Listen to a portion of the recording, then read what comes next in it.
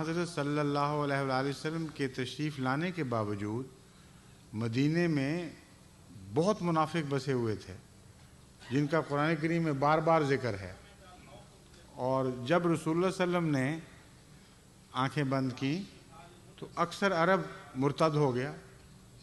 تو اس لیے یہ وہم ہے آپ کو کہ جب خدا کی طرف سے کوئی سچا آتا ہے بزرگ تو اچانک قوم کی حالت بدل دیتی ہے۔